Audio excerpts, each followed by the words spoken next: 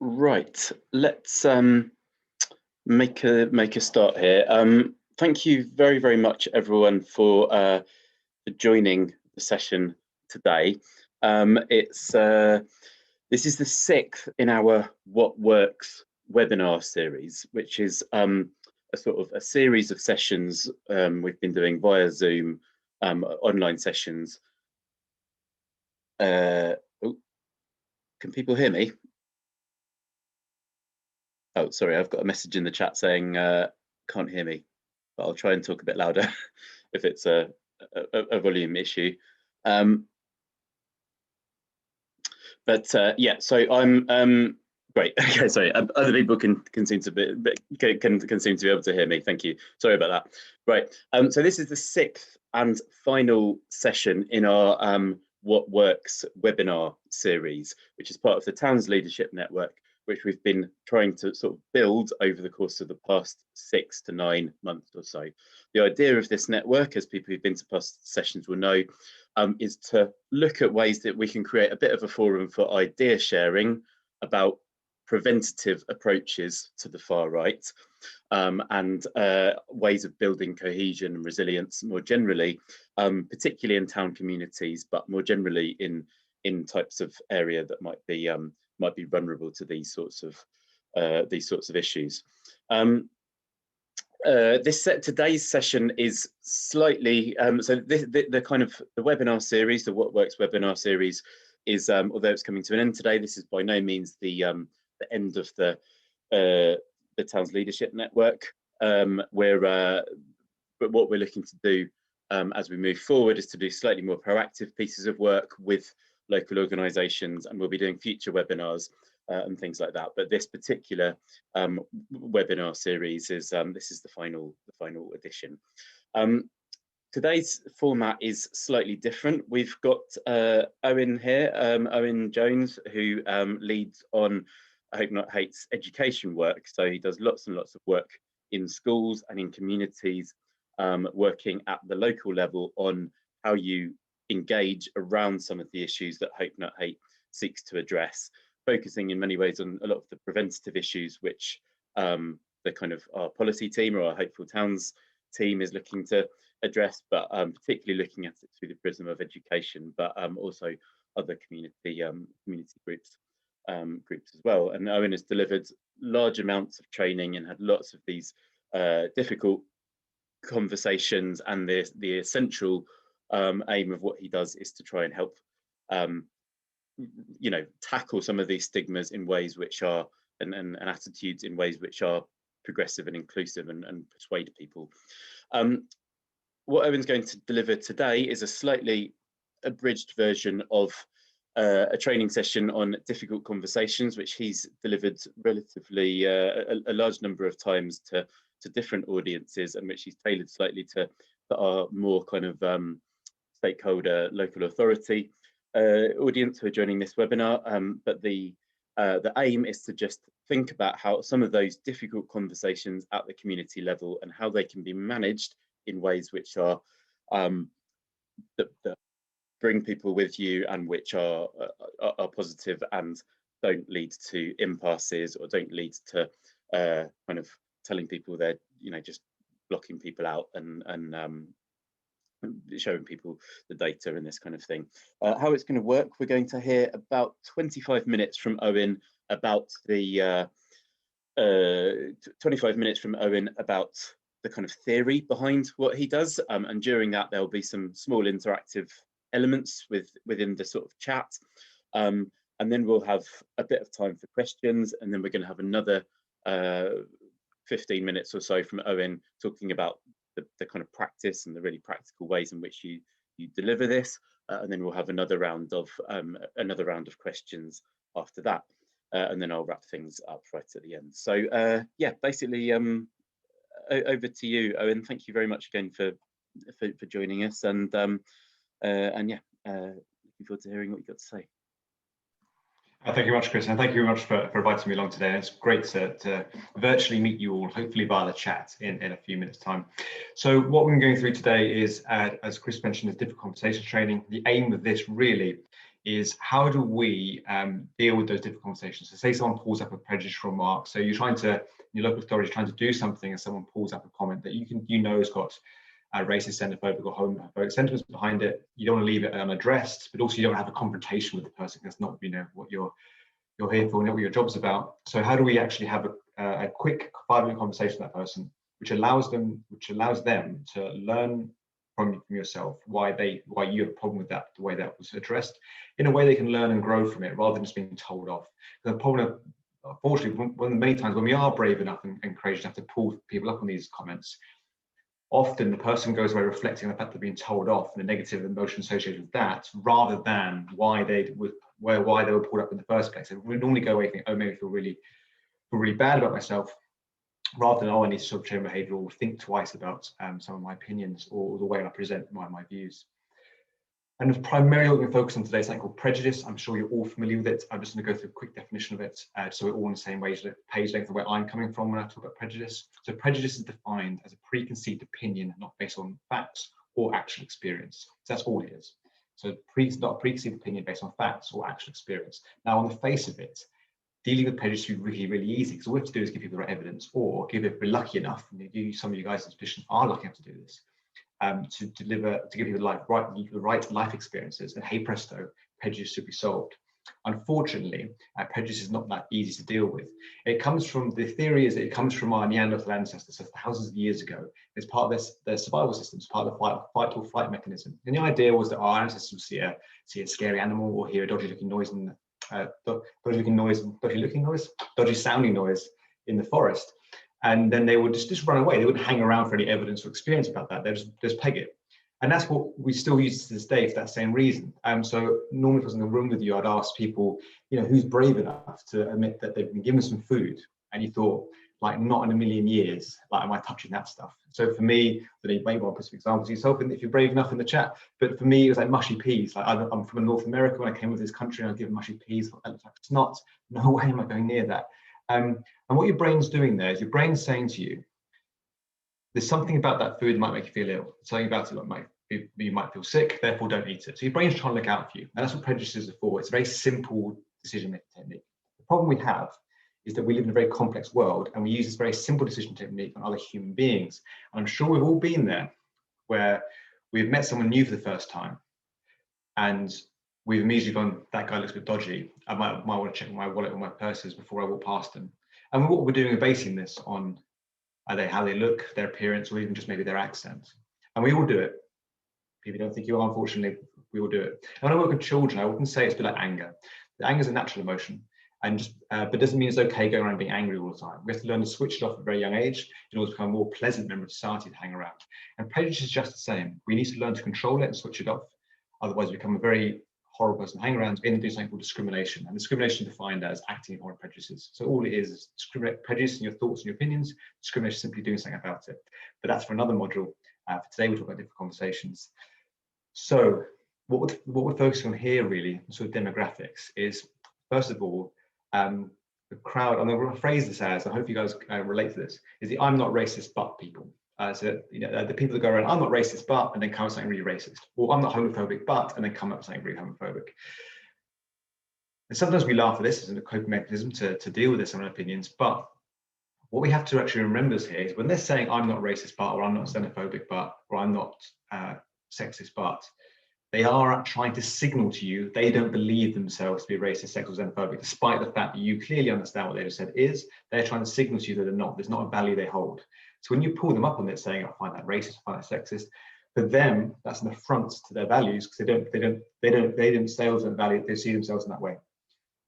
And that's when we get the negative territory in terms of hostility, and we're trying to avoid arguments, because arguments, unfortunately, are zero-sum games. Even if you win the argument, the other person goes away rarely, as I mentioned before, reflecting on why they lost the argument, more upon the emotion, the negative emotions that goes with losing, makes me feel small and belittled.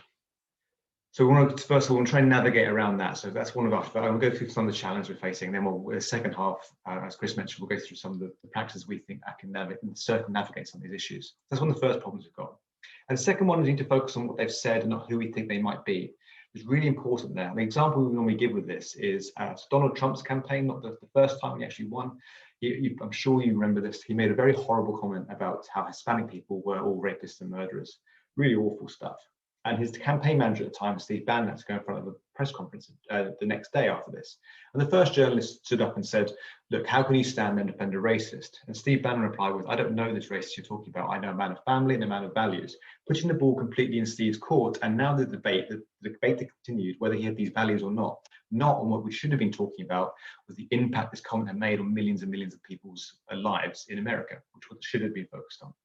So it's really important to focus on what they said and who we think that might be, to make sure we focus actually on what we're trying to talk about and what we're trying to deal with. And that's primarily what we're trying to do today. But before I start, I want to get to know some of your opinions on certain things. So in the chat box, if you would load it up, please, that'd be really fantastic. If you're using a desktop, it says chat. If you're using the app, it has like an old-fashioned speech bubble, like old-fashioned cartoons. The Bean I used to read in the 90s. So if you load that up quickly, that'd be great. And I want to make all very simple one-word answers. A bit more if you want, but happy with one-word answers. Just quickly, very quickly, what makes a bad conversation? So when you're interacting with someone, it could be about anything. What makes a conversation really bad and one you want to leave their company for? So let's see what people come up with. Not listening, good stuff. Shouting, yep, thanks, Kerry.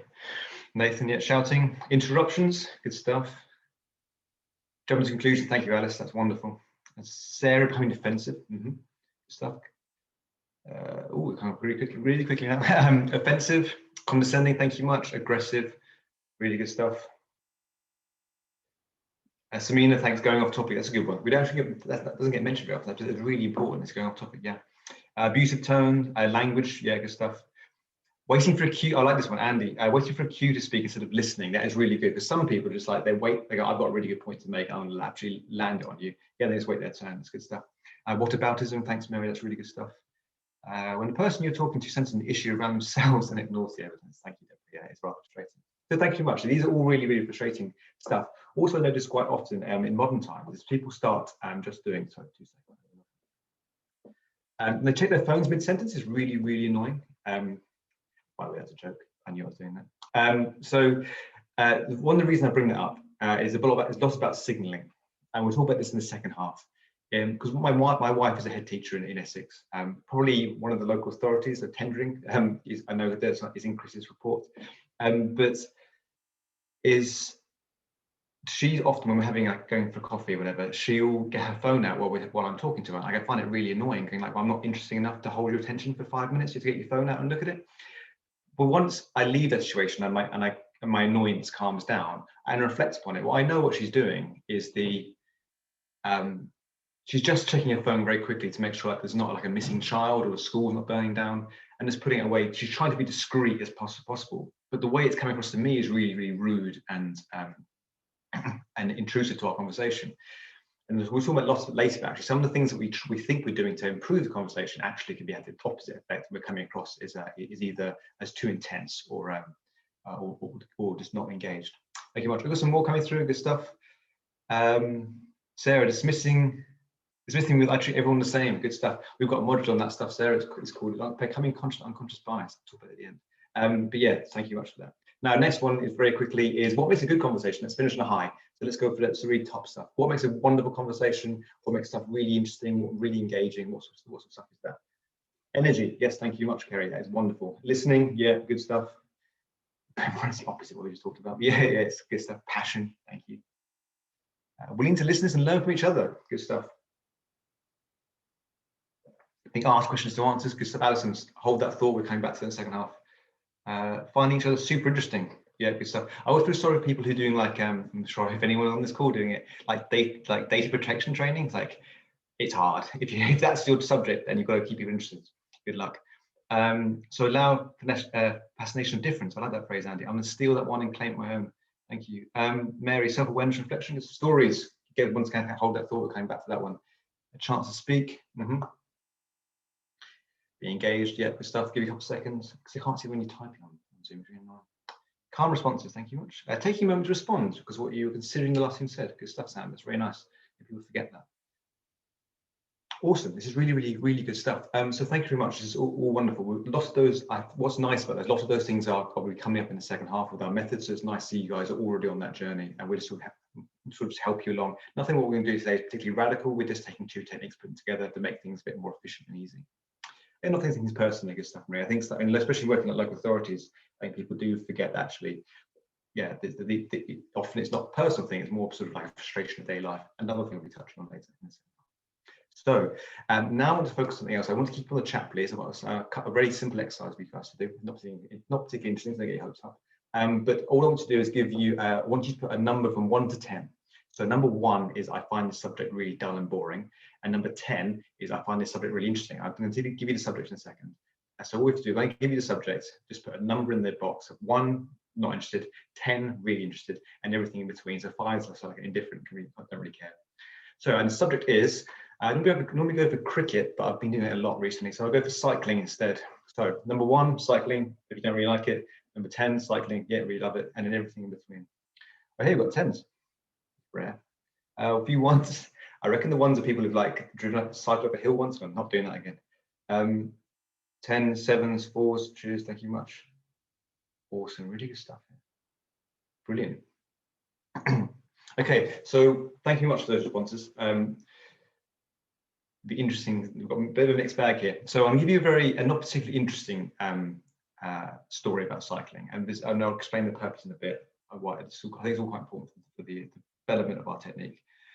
But this time, what I'm going to give you a quick anecdote about cycling. It's not particularly interesting, but it's very short. Number 1 this time is going to be, I didn't understand what you're talking about, I didn't feel very engaged. And number 10 is I fully understood what you're talking about, but very, very engaged. I'm expecting Alison Miller to be at number 10, hopefully. So I'm quite a keen cyclist. As one of these people that really got back into it during lockdown, the time to do long cycles. And to keep my training interesting, I'm always trying for the next challenge. So first it was 100K, not particularly hard, and then 100 miles, and I did that one. And then I think, what's next? And I thought, oh, Everesting might be the next challenge for me. I'm really struggling with it, and it might be a bit too much for me to achieve.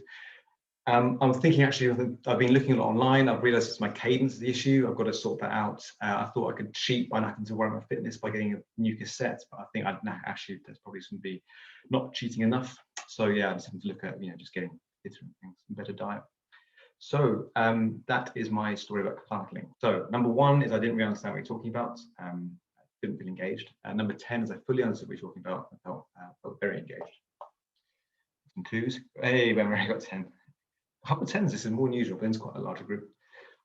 A few 10s, this is surprising. And also the few 1s and 2s. It's not bad. That's better than normally get. You guys obviously know your stuff. So what I was talking about there is Everesting is where you get a hill, you cycle up and down it until you reach the cumulative height of Everest, which is 80,000 feet. Cadence is your legs spinning on the bike, and then set to the gears at the back, just so in case you know what those numbers are.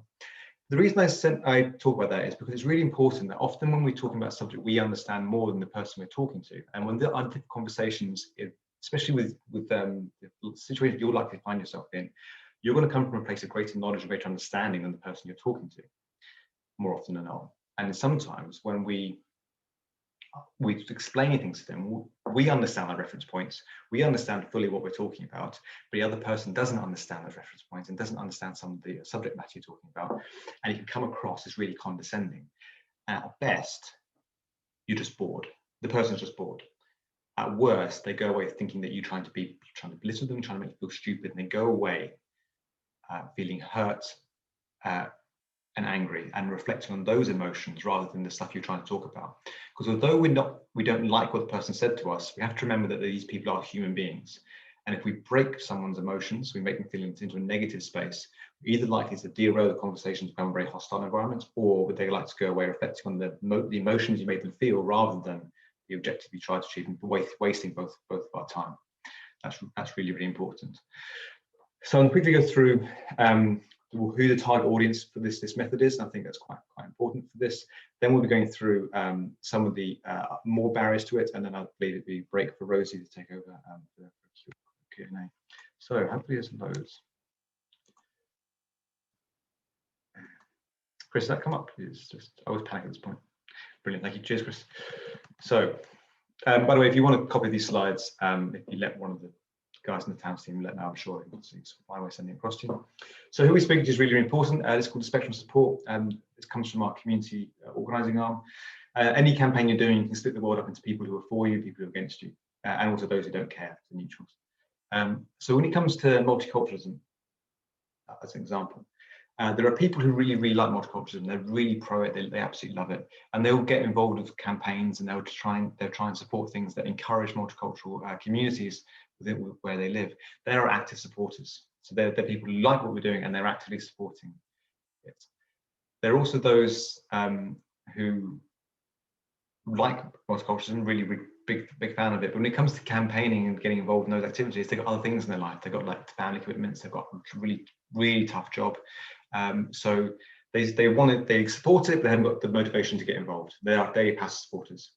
Then there are those people who have made their minds up. They're not sure whether they like it or don't like it. They are neutrals. And then the other side of things, we've got our opponents. You've got people who really hate multiculturalism, and they'll get involved in some of the stuff you see on the website, some extremist groups, trying to stop multicultural Britons, whatever methods they can.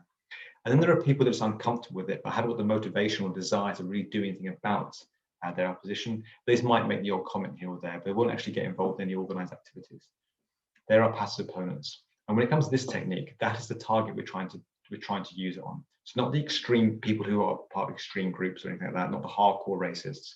This method isn't really designed for them. We're also not trying to do it off supporters. It's for those people who are passive opponents. And what we're trying to do with every single one of these segments is move them one to the left. So with your passive supporters, what can you do to motivate them enough to get them actively involved in whatever project you're working with? With your neutrals, how do you get them to fall on the side of the fence of just supporting the project and then worry about getting involved later?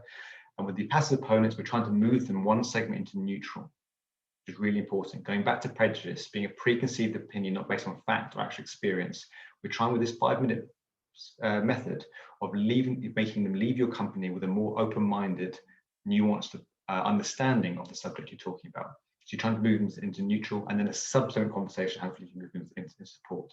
We're not offering a technique that suddenly is going to cure people of racism in 5 minutes. I think you'd be right to sound naive if I ever said that. We're just trying to help them move along on that journey towards towards being a sort of more I can't think of the word, my brain's gone dead, as proactive and supportive person in society. Yes, Maria, happy to do the slides, and that's no problem. What I'll do is, first of all, I'll share my email address at the end after the whole thing's finished, so you can get contact me if you want any training, and also then the Teams guys can obviously sort you out with the slides. So that's what we're trying to focus on, and we've already gone through a few hurdles. So we've got prejudice. We've learned it's an innate part of our brain, unfortunately, and we have to sort of how we circumnavigate that. We've got the other people that most of these people don't understand that they're done wrong. We have to try and work a way around that. Then we've got a few biases in our brains to try and sort out, and the way we understand the world is really important in tackling these issues. So, Chris, can I unmute you as you're a parent? Yes. Do you mind if I talk about, I know you're quite new to parenting, but do you mind if I talk about your parenting? Thank you much. So as your child grows older, are you planning on telling many bedtime stories at all, or anything? Is that far ahead? Yeah, definitely. I think so. Yeah. Have you got any in mind that you might? Yeah, I think there's 2 or 3, or a number of books that I used to read and enjoy quite a lot as a child, which my mum's already kind of given me our old copy down from the loft, and I've. That's lovely. So passing it down through generations. Yeah, I think so. But she's only 9 months, so she's not quite. Of course, yeah. Right there, yeah. So when you start, maybe before she starts reading, maybe when you start reading to her, are you planning on using any, like sneaking any morals or values into these stories? I wouldn't have thought that.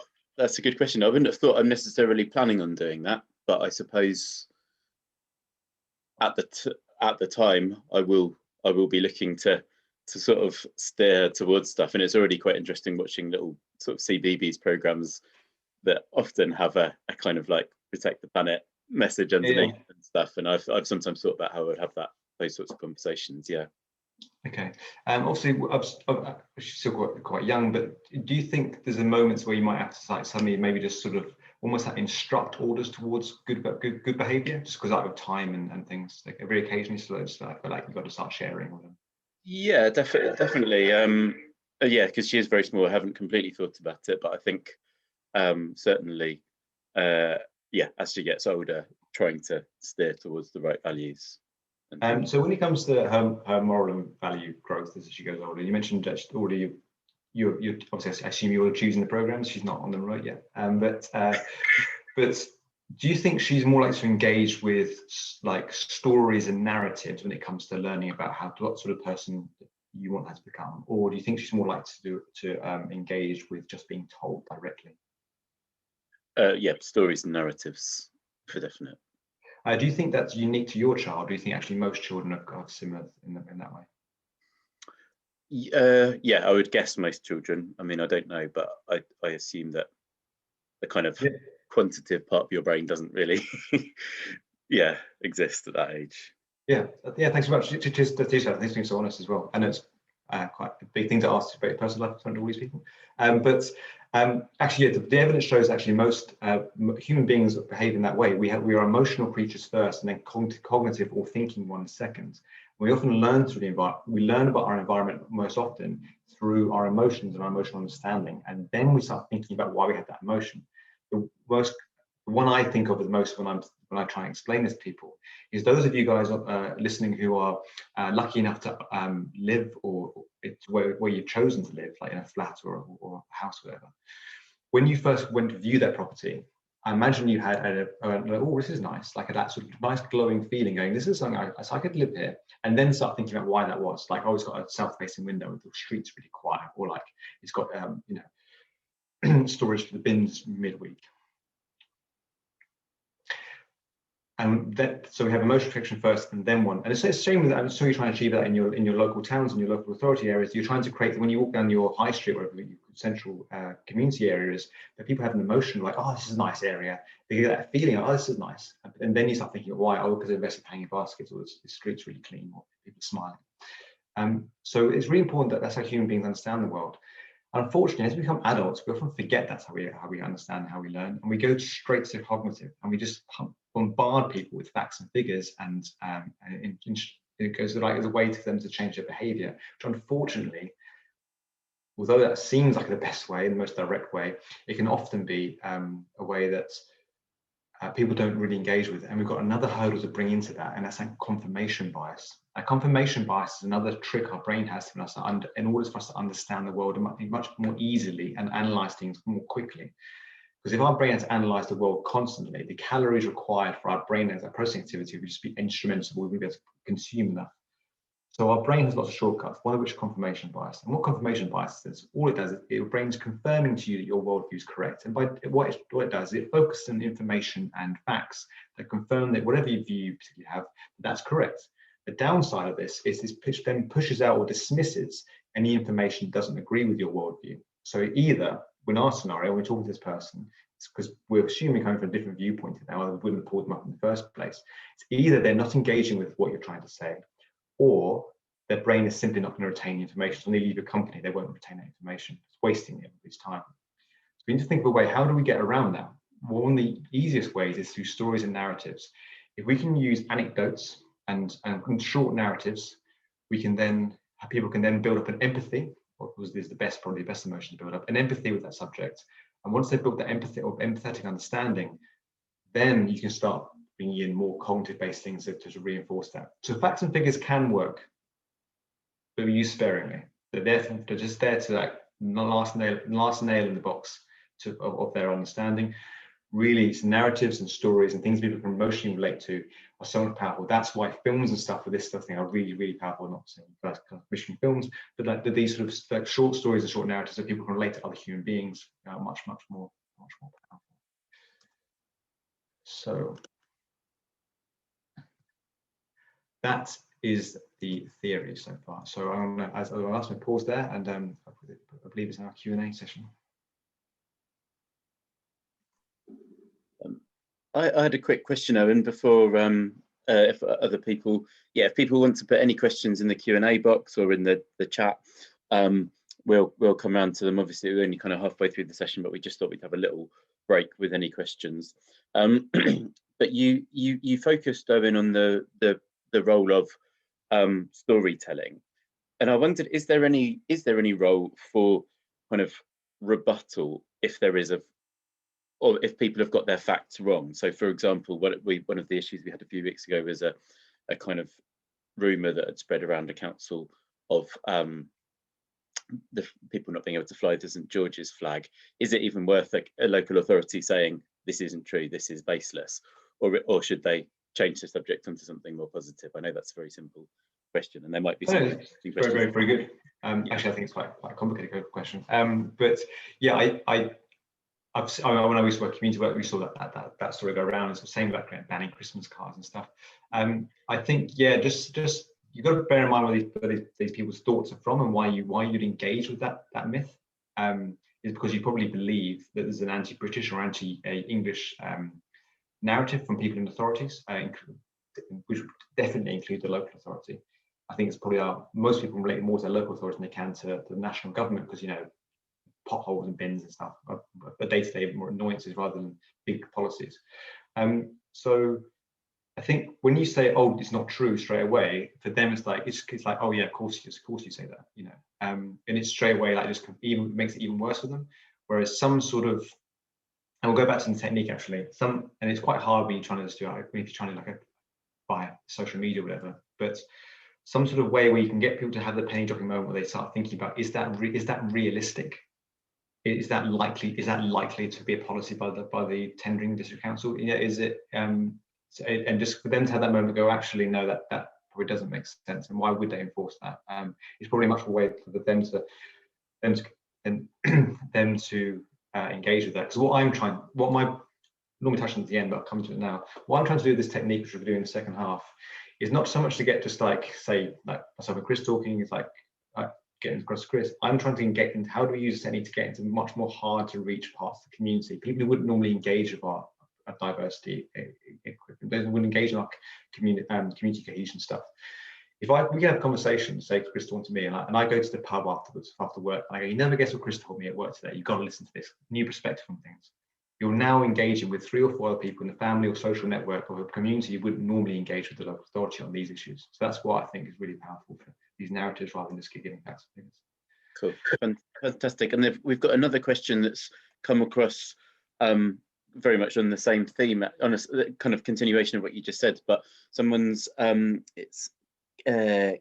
sorry, my chat box isn't very big. It's Catherine, has said, could you give a quick example of a pro-diversity story or narrative? I should have prepped that. I think, no, sorry, I can't. Not top of my head. I've got examples, but they're like quite long-winded. Okay. Sorry. I'll try and think of what I'm talking. If I come, Catherine might come at the second Q&A. You get a chance. I'll try and think. And then there's a question here: what is unconscious bias? Wonder if you could just give us kind of what's a definition for that. So unconscious bias is an umbrella term for many different psychological, so I call them shortcuts in our brains.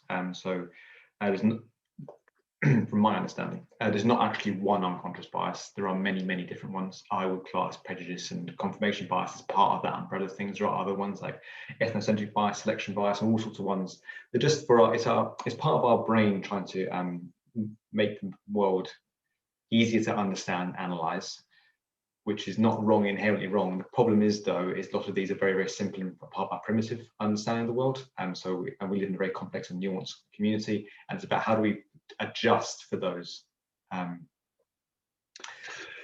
do we adjust for those in day-to-day life? Which yeah, absolutely. Okay, that's really interesting. And it's not a single definition of unconscious bias. It's a kind of a family of different kind of issues. Sorry, I'm coming to these questions in a slightly haphazard way, so apologies if I'm dropping between the 2 boxes. There's a question from Alice who asks, let's say that someone in a meeting says something fairly outrageously racist. Some people are shocked, others are smiling smugly in agreement with them. What sort of story would you tell, or how would you engage with this person? Yeah, it's a good question, Alice. As a as a teacher in my other role, and we come across this a lot in the classroom, unfortunately, and we talk a lot in teacher training. It's a really, really hard one, especially in that environment, because you've got two things going on there. You want to make sure that people who are obviously upset by it are not having to further engage with that material, and the second one, you can't really let it go, and especially in this scenario. If it was someone made something really outrageous and everyone was shocked by it, I think that's when this technique can sort of be paused, and you just got to deal with it there and then, to make sure you're very aware that that's bang out of order, especially in this environment, especially in a meeting context, assuming it's a professional setting, and that can't be done. And then you can have engagement afterwards, one-to-one, where you can have more 5-10 minutes explaining why you pulled them up on it. The scenario you've given, where you've got people sitting there almost encouraging or agreeing with the content, that's where I think this technique can really work. Unfortunately, half the room have to put up with it, but we've got a significant amount of the meeting who are agreeing with it. That's when this technique we're talking about the second half is really useful, just to explore with them about why they said it, and then why you think it's wrong. And hopefully by having that dialogue with them, the people sitting smugly can also, but secondly, be learning from it as well, and realize that maybe they shouldn't have laughed or shouldn't even be holding those opinions in the first place. Fantastic, thank you. There was another interesting question here. Is there ever a time when we should engage with someone in the opposition or active opponents end of that spectrum that you just showed on that slide, Owen? And what's the best way to engage with those very opposed groups? I think for those groups, you're talking extreme views, and it's very hard for most of us to have an understanding of their psychology. You're not just dealing with people who are on what we're talking about have sort of prejudicial opinions. We talk about their general hatred. I think I personally have always stated, especially in my school's work, that we need psychologists dealing with that stuff. I think engaging them at your level is important to make sure that they know that their views are not welcome in the slightest, and that they're not part of the narrative of any narrative that the local authority are going to ever be supportive or engaging with. In fact, and also that the local authority, rather they didn't exist, probably, or not exist, but rather they didn't want that narrative wasn't. Sorry. Yeah. That narrative is not okay, but there are people out there that can help you with that.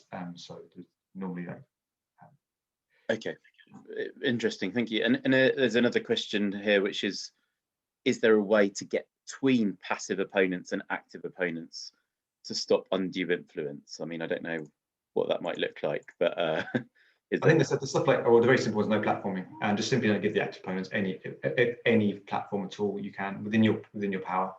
So not allowing them to use, say, the public library for meetings or whatever that is, whatever's in your power to go, there are people with certain values we will not accept at all as a local authority, and then just enforce those policies and to stop people as best you can to spreading that hate. Okay, brilliant, thank you, Owen. And I'm just looking through these. Apologies to everyone if I'm kind of being a bit haphazard with this, as I say. Kerry has said, I completely agree that the narrative storytelling is the best way to hook someone in. Does it become condescending for me to be telling someone else's story? How do we stop that coming across? So yeah, if you immediately send someone and say, I met a guy who's a kind of second generation British guy who did this, whatever it might be, is there a risk that kind of is, I don't know, telling someone? I feel very bad. When I do this a lot in schools, and I pretend them to be true. I make things up and then to claim that's a true story, as long as it's believable. Because for me, it's the objective at the end of it that's important. So I don't think it's right it depends on what social dynamic I'm appropriating other people's stories. That's not. I'm not comfortable with that. But I think using other people is not an example, and because you can change things with the story. It doesn't. The person listening to it doesn't need to know that everything you're saying is 100% factual. So you can change names, change locations to make sure that the person you're talking about will never be found out if they're not comfortable with it. So I do think there's a bit of artistic license in this. Cool. Deborah, sorry, I think this was one of the earliest questions which I didn't spot, but how do you respond to an issue where no debate is a mantra and everyone has become essentially reluctant to air their opinion for fear of being labelled? So essentially, I think that's a question about where people are scared to put forwards a view, is it worth, do you want to encourage people to air views which might be problematic within reason, or is it best to not air those views? Yeah, I think that's a really tough one to answer, because first of all, you want to create an environment where people can explore, like if they've got a view they know is a bit iffy, they can explore it with somebody a bit more understanding. But at the same time, you don't want people, especially in like a professional environment or a community environment, feeling comfortable going around saying homophobic or racist stuff, because it's the people who are victims of those opinions in the community. It's not nice to have those said, even in a learning environment. So I would say, if in a professional context, if it's someone you know that there's like, if someone that can, his job title can be very, there's an open door policy, this person, and to discuss it with it, I don't think within, say, meetings or community events, it's particularly the right place for someone to feel they need to air their views in that context. So you don't know who's going to be affected by that. So also we've got hidden identities and things. So you can't just look at someone and say, "All right, long as you out earshot of that person," it's a minefield. Fantastic. That's been really, really helpful, Owen. There's one or two other questions which I'm gonna maybe hold until the end, just because I want to make sure that we have plenty of time to get onto your second section of the session today. If there's any longer or more complicated questions or thoughts, Owen will be sharing his email address at the end as well, so he might be better placed to kind of answer any individual questions like that specifically. Yeah, we'll now go on to the second session, and again, if people will have another kind of second kind of Q&A after that, where we can come around to any further issues that have been kind of come to the fore.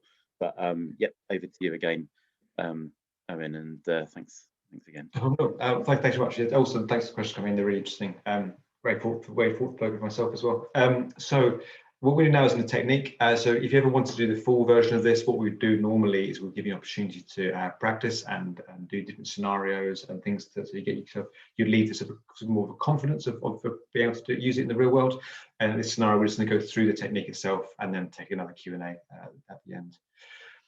So what we're doing here is we're trying to go, how do we create a method that puts all of that stuff, all those hurdles we talked about in the first half, and try and get around that? And as you guys, I think most of the guests, stories and narratives are probably one of the best ways. But how do you do that in a real life conversation? You can't start, giving anecdotes out and expecting them to engage with it. So one of the most important things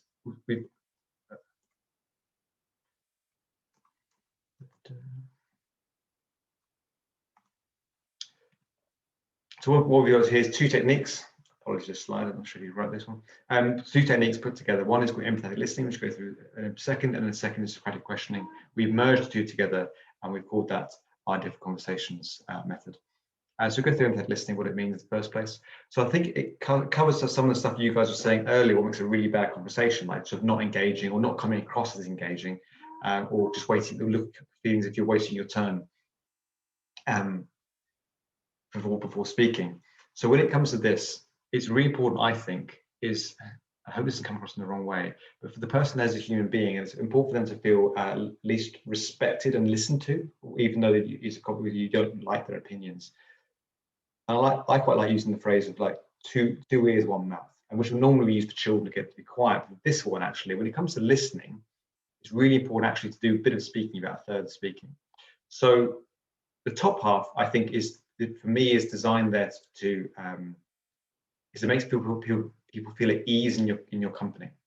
So what we're trying to do here is often talk about a very sensitive subject, things that are very likely to become hostile. If they can feel that you're a warm and open person you can discuss these things with, it's more likely to go on a nice, positive, calm track than in any hostilities. So things like short words of encouragement, reacting, and as someone said, I can't remember who it was, really sorry about that, but as I said earlier about use of questioning and that way of engaging is a really nice way for people to feel engaged and comfortable in your company. So that's one of the great things. The second one is about showing that you're actually listening. So it's letting someone know you're listening, like clarifying, reflecting, and summarizing. I think sometimes when we ask people to make sure you're listening and respecting somebody, what they do is they just clam up and they go, right, I've got to focus really hard on what this person's saying. And you come across as just being creepy and staring at them. I'm sure many of you being on first dates with a person over the table from you just staring at you. Probably what they're trying to do is give you so much respect and let you speak. but it comes across as really strange and actually quite hard to talk to somebody when they're not offering any response back because you're not sure how your comments are landing. So this is part of the listening. That's why I split it. So we often recommend start off with listening and questioning. So start off with listening to them, just let them air their views as a way to say you're not just going to dominate the conversation. You are going to let them talk. You are going to it's going to be a productive conversation rather than just me telling you how you should be thinking. So that's the first one. The second one is from single strategic questioning. By the way, I apologize. This is the world's worst slide. It's far too wordy. I'm aware of that. We haven't looking to change it. Just haven't. My creative juice haven't flowed yet. So it comes from a guy called Socrates, from Plato's writings many years ago. He apparently in ancient Greece, it was said, someone asked, who's the most intelligent man of all of Greece? And the answer was Socrates. And Socrates apparently said, well, how can I be the most intelligent man when I know nothing? If you read some of Plato's work, all he did was go around and ask the right sort of questions to people and to make them rethink about some of their assumptions and axioms in society, and then create new ones to make society more efficient. So we're learning from his style.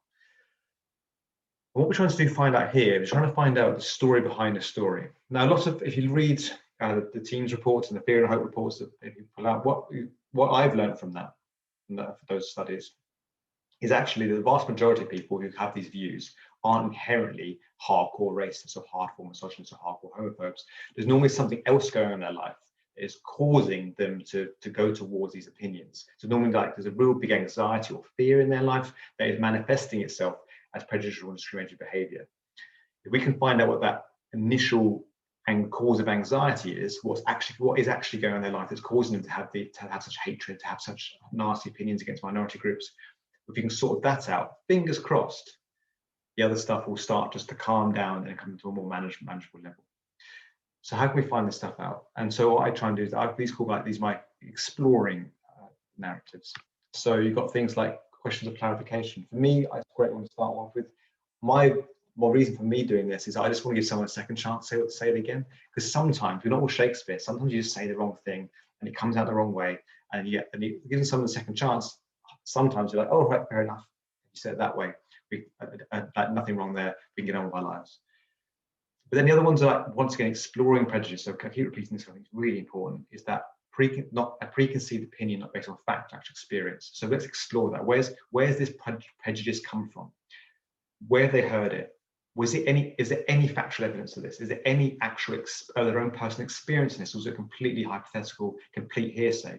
Which most time, unfortunately, it is.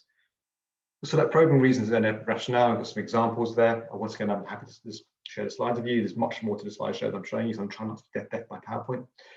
But also then questioning perspectives or viewpoints. Going back to the graph, we're trying to move people from that passive into neutral by offering a more nuanced and open-minded approach, by offering them different viewpoints, perspectives, which sometimes in their day-to-day life they probably never come across. Just can help with that journey. Get them to just have that pain dropping moment. Think about, the St. George's flag thing. Is like just getting to think about: is it really likely that we put that policy in place? Does that sound reasonable? Something the local authority would actually do? Just getting to think of themselves. Has anyone done teaching before? If someone has that pain dropping moment themselves, rather than being told it, it's much more likely to last, and then for them to pass it on to other people. And then secondly, is what I call my dynamic ones. So these ones are all going backwards. Where have you heard it from? What do you think about it? Where's that come from? I want to look at ones just go forward. Let's take this opinion and run with it. And these are what I call my dynamic ones. So they're investigating the consequences and implications. Whatever you just said, let's take the assumption that is true and take the assumption that everyone agrees with you. Let's run with it. Does that world look like a nice place to live? Or does that world look like a really nasty place to live? That's actually not particularly a good idea. And I always give an extreme example of this. It's quite extreme, but I think it's worth to tell us what I mean. A colleague of ours called Nick Ryan wrote a book in the 1990s about a terrorist group called Combat 18. He was sat in a pub in Essex, in Chelmsford, and he was interviewing one of these members of this group. And this guy was going on and on about how he wanted to create a race war between the white population and the black population. That's what his objective of his campaigning work was. It's a pretty nasty individual. Now, it was July 1995, the same time that the Srebrenica genocide in Bosnia was going on, and on the TV came a news report from Bosnia, and he just sort of got this Nazi to watch the television and watch the news report, and he went, "Oh right, so this is what you're trying to do in this country, try ethnic cleansing." And the guy watched this report and suddenly realized actually that he doesn't want that for his friends and family. That sounds awful. And he left that pub. Now he's still a horrible, horrible, violent racist, but he's at least left that pub thing realizing that violence isn't the answer. He's moved ever so slightly left on that spectrum towards where we're trying to get them to in terms of neutral and passive support. He's on a very, very long journey, of course. That's a extreme example. I hope it makes sense of what we're trying to talk about. So that's the technique. Often, if we were in the full training, you would stop here and we'd spend about another half hour, 40 minutes getting you guys to do different scenarios and stuff to practice it. But unfortunately, you guys got very busy lives, so we'll just summarize here. So just summarize what we've done today. Oh, wrong slide. So just summarize what we're going through, then we'll take the last Q&A. So who we're speaking to is really important, our target messaging. Bear in mind this technique is not for everybody, it's for a very particular type of person. And we should always start by listening and questioning, as you guys rightly said right at the beginning. It's really nice to hear actually you've all in sort of the right wavelength with that, which is encouraging, so great stuff. Who we're speaking to are our enemies. But at the same time, I hope it has not come across this way. We're not trying to appease them in any way. We should be very clear and confident about our values and not hide away from them. But at the same time, we should not be treating someone as an enemy. Otherwise, that's likely to end a hostile route, which is trying to avoid kind of productive, good conversations where they go away learning and growing from experience rather than feeling like they're being belittled. A technique is better than a line, especially with narratives, stories, or personal facts. However, facts can work, but used appropriately. They should be using as a summarizing thing rather than this sort of the starting or opening gambit for yourselves. And you might also, this is quite important, when so sometimes when I've been managing people looking up this technique, something they report back going, it was kind of weird, I don't think it worked very well. When normally actually they've done everything right. It's just people are used to when they make these opinions, and then someone they know who holds different opinions to them, they're used to being shouted at or being just told off or just being called a sexist. The fact you've done a different technique, some people find that strange and awkward at first, which is why the listening wheel, it's so important, the opening questioning and just little signs of engagement are really important, just to get them to ease in your company. And we're not going to have the argument you're normally used to. We're going to have much more productive conversation where we both get to explain our side, and I get to explain what I think, that your comment was wrong and should be reconsidered. And finally, need to put this out. You're not going to win everybody over. This is not a 100% foolproof technique. If I said that, I think you can rightly say, oh, you're living in a fairy tale. This works the majority of the time. And as someone that I not only have to, in professional life, I use technique a lot. Unfortunately, where I live, lots of the problems that you guys have probably been talking in the previous webinars, and I have to deal with this on a day-to-day basis when I go out shopping or going socializing. So I find this it does work. I find it much more productive using this way rather than just sort of imparting I don't like that and this is why technique. So yeah, hopefully you've learned something today, and we have got a Q&A now. I'll chat my address in there as well, so you can get hold of me if you want to.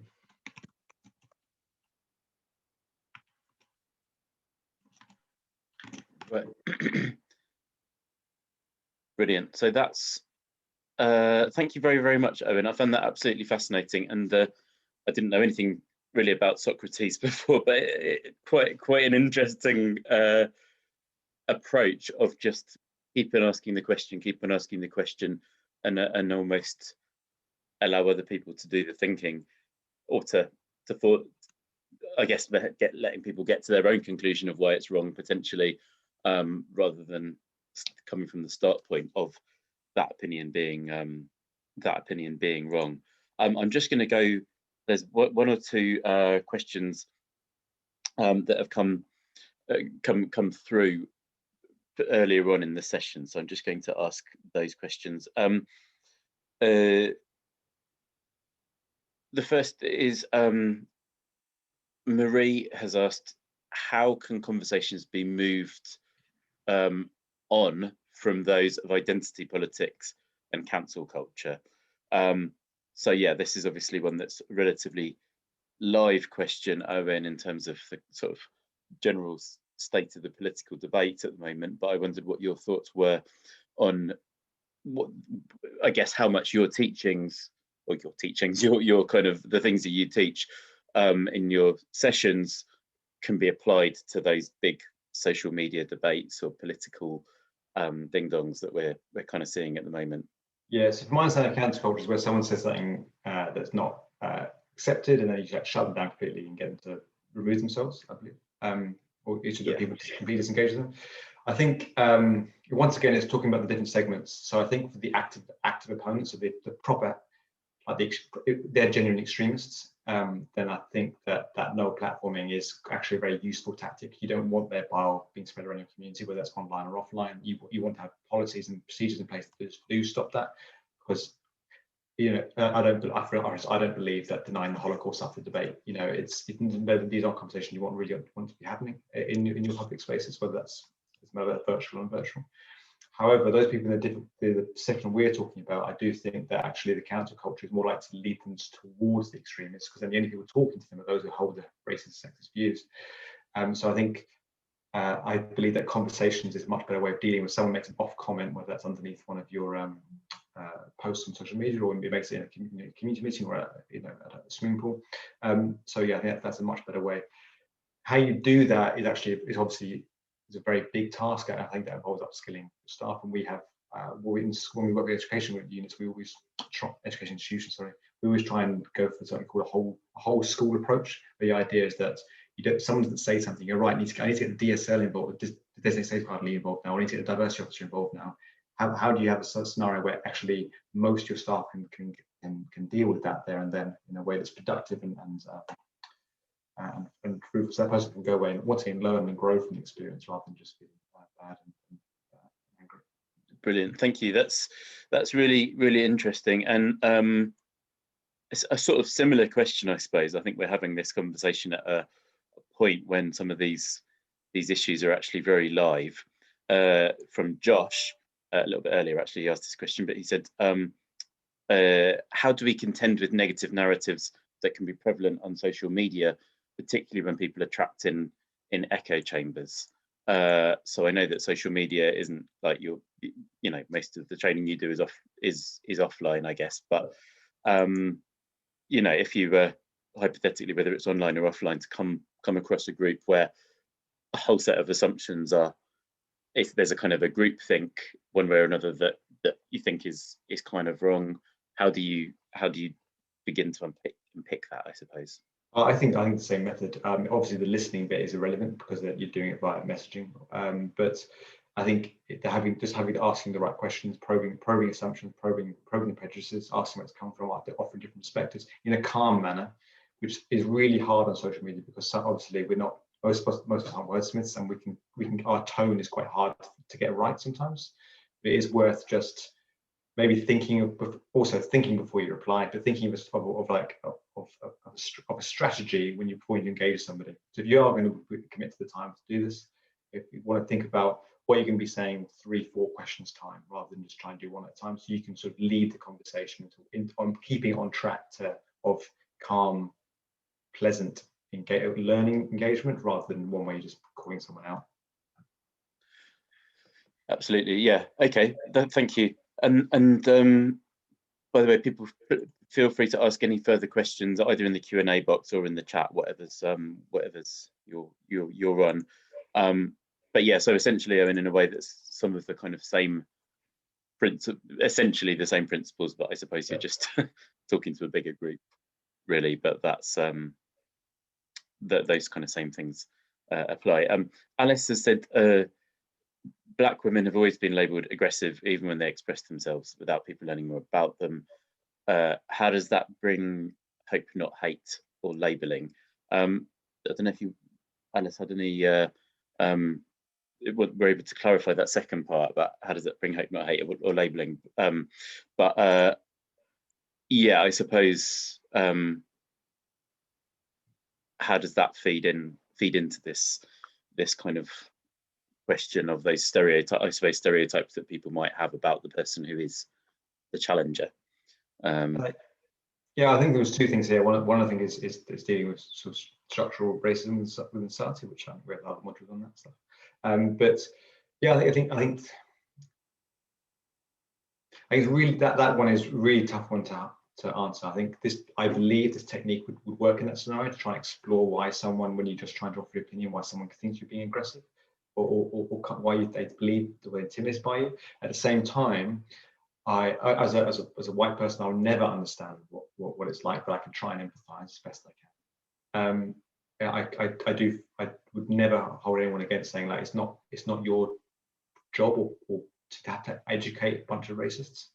So for me, that's quite a tricky one. I think if you want to engage with this method of work, if you don't, I think that's perfectly within your reasonable rights to not have to constantly deal with racist behaviour. Sarah has asked, would that be an example? Would the point that Alice had put forward, would that be an example of an unconscious bias? Yeah, that could be considered. Yeah. Yeah, thanks. Cool. I had a question about some of with the sort of and as I say, people feel free to keep on putting things in the chat. But I had one about the kind of the diagram you shared, ranging from opposition to support. Yeah. And your idea being that you move each group from one group to the next. Yeah. I guess there will always be differences of opinion within a society, and I wondered how it feels to me, looking at, again, going back to the social media question, that a lot of these debates are about where you set the parameters and where people draw the red line of like, this is acceptable but this isn't. And do you, I suppose, on that question, how do you engage with it, or how do you make decisions about whether stuff is acceptable or is essentially within the realms of what's okay or is not? I suppose. Sorry, I know that's a really hard one for me to chuck in, but I just thought I would. One of the reasons why we show that graph is from our different workshop campaigning 101. And Alison said, is our training only available in schools? No, it's available to anybody. They can email me and we'll have a chat about it. But one of the reasons the main thing is when trying to show people messaging that you can't use the same narrative to take over to do everything. Like, so the people you want to get involved. So for instance, your projects, the people you want to get involved with your project need a very different narrative to those you're trying to sort of become more inclusive and tolerant in their behaviour. Where the lines are drawn, that is a very grey area. And that's but unfortunately for you guys. You also, I give you a national idea, but this is a hyper-local project, and I think every area will be different in terms of the demographics and the issues that you're facing. I could then offer a question that would appease anybody in that one. Yeah. No, completely. Sorry, it was a bit of a weird one to chuck in. I just it strikes me that these are all quite hard, and maybe in a certain respect, some of these very tense. A lot more challenging than 6-year-olds. Andy has asked, have you had any concerns about how it might affect the safety of young people who perhaps return to a bigoted home life after experiencing your interventions? Is there anything you feel needs to be in place to offer support around this? So that's a very, very interesting. We talk about another module. We talk a lot about teacher training. Is that the idea is you're not just asking that child to go to adjust their behaviour. You ask them to go home and tell their parents they're wrong, and that is a really, really big ask. And as you rightly say, you need to have for the young people. A sort of a structure in place by which they can cope with that, and that's why with our school work, we would not be chucking as much theory at them as we've chucked at you right now. We'd be doing sort of like one narrative repeated several times, different measures. So they have a really whatever we're doing that day, so it's prejudice or stereotyping or whatever, they have a really good grasp on that subject matter. So when they can have the nuances of that particular issue. So rather than the broad spectrum of like, here's a technique, here's some other things about a vague introduction to unconscious bias that we think you guys can cope with having that introduction level. Here's a quite detailed one strand, and they can go home and hopefully whatever comes back at them from their family or the home environment, they can cope with it by saying, oh, we discussed this, we discussed that, and they bring that nuance into the home. That's our goal is to try and engage with these hard to reach communities. In terms of the listen to hope and hate message normally. Do you think children the attitudes held by children do change their parents' attitudes ever? I know that's probably not what you're aiming to do, is to but do you think there can be an interplay of that kind? We shouldn't be shy about that. Hope and hate are trying to make the world a more fair and nicer place, and that involves everybody.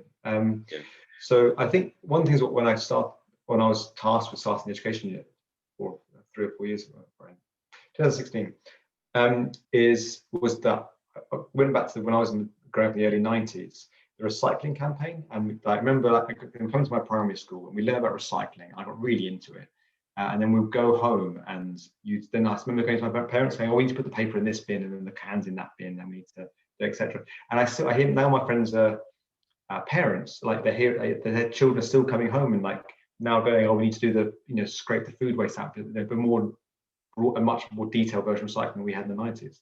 So I think the same thing can happen with this scenario. Is that if we give students the correct and right understanding, they can go home and have these conversations. Not saying they go home and start having a go at mum and dad, that'd be awful. I doubt that happens. But just to at least we're offering them different perspectives and opinions on life, that they can go home and introduce those different perspectives into the home. Because most people, you read newspapers that agree with you, you listen, as you said earlier, you stick an echo chamber that people generally agree with you. You don't hear very hard to introduce yourself to different opinions. And I think we were lucky enough that we can go around and in certain areas of the country and provide a second narrative on certain issues. Cool. And then there's one final question, which was from Alice, which was, what if someone's used to people taking lots of time to ask them questions and their motive is to exhaust you? I wondered if that's something that you've ever come across, where people are almost playing you at this stuff, or does it not really happen like that, or does it? I imagine it does. Often like people, like when they tell me, like I don't know, years ago when my mate told me, the BNP came to my door today, I slammed the door in their face. It's like, actually, the best thing to do is like engage for 2 hours, like waste their entire afternoon. Yeah. But I think it's up to you. I think the more you get used to this, the more you're going to experience people like that. I don't think you're going to find many people that would do that. I think some of the people that like those long-winded conversations like long-winded conversations. They're not trying to like waste your time. Just that's they've got the time on their hands. And that's what they think. I think most people they'll have a breaking point, and then because they've got other things in their life to be going on with. So you're spending ages wasting your time. But it's probably quite a rare thing to come across, although I have come across it. And it's just trying to spot those that coming, having like what's the flags that this is happening, and then try and find an exit strategy for that, like maybe pass on your email address or whatever to continue the conversation all the time. Cool. It's only meant to be it's not meant to be a time-consuming activity. It's meant to be something's happened. It's a 5-minute activity to move them slightly to that neutral zone, and then you can have a secondary conversation if you're lucky enough to further things. But we're not asking you to give up hours of your time to talk to people with these opinions. Yeah, absolutely. So. I've got one last question, which is from an anonymous attendee, Owen, but do the same principles apply when tackling prejudice from the far left as the far right? Thinking about some of the anti-Semitism we've seen from parts of the left in recent years. Yeah, this technique is for any prejudicial behaviour. Right.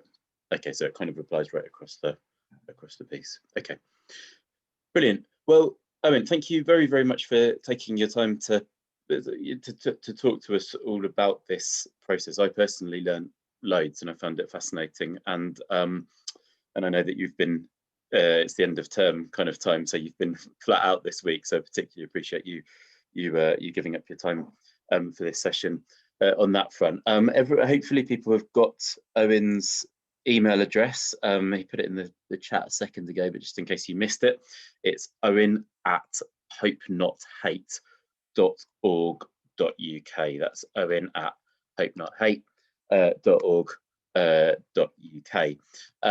I was also, sorry, I'll just put my own email address in the chat, which is clark@hopenotHate.org.uk. So just to kind of fill people in on next steps with this. Firstly, in terms of this immediate session, we'll probably, I think it'll be next week, actually on Monday, but we'll put this stuff online. So we'll put a recording of the event online, and feel free to, and we'll send it out to all of you via email, and we'll feel free to share it to other people who you think might benefit from kind of watching it back.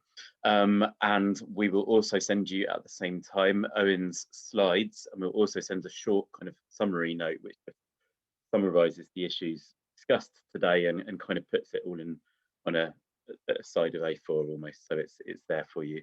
And lastly, find it, we've got a questionnaire which we've been doing after each of these sessions, which I'm going to put again. I'm just going to put it in the chat. But if people want to, we're able to, it takes literally sort of, you know, a minute to fill it in, and if people did have time to fill it in, that would be really handy, because this kind of webinar series has been a new thing that we're doing, and we're trying to fine tune it and make sure we're providing stuff that is useful for local decision makers and stakeholders. So please, I've just put that in the chat, and I will also include that in the email we send the follow-up email we send around on Monday. And then with regard, in a wider sense, this, as I said at the start, this is the final one of our What Works webinars. We're obviously delivering these particularly during a time when it was quite, the first half of this year, when we were still under lockdown, and it was quite difficult to do more hands-on community-focused stuff. But what this is by no means the end of the Towns Leadership Network. It's just the end of this particular series. And what we're looking to do now is to develop some particular tools and guides and ways in which Hope Not Hate can add stuff in small ways that helps to support councils in getting in place some of those preventative steps. So there's a number of potential guides we're looking at putting together, and we're currently discussing that with some local authorities and with other kind of national policymakers. The idea being that they just add small element of kind of they can help plug a gap or help us do a little bit of heavy lifting for a council that's got or a local organisation that's got a lot already on their plate. So I've put my email in the chat again, and please do get in contact if you'd like to be involved in any of that stuff, particularly if you're working at a local authority or would like to kind of collaborate with us on those guides, because at the moment it's all very open, and we're trying to think about different ideas and different ways that we can provide different types of support. So yeah, please do get in touch, and we will continue to be sending out our newsletter and keeping people updated on what we're doing with those resources. Thank you very much everyone for joining, and thanks again Owen for talking to us today. I thought it was really fascinating. So yeah, I'm going to end the session shortly, but thanks again everyone, and we'll speak to you, hopefully some of you very soon. Cheers.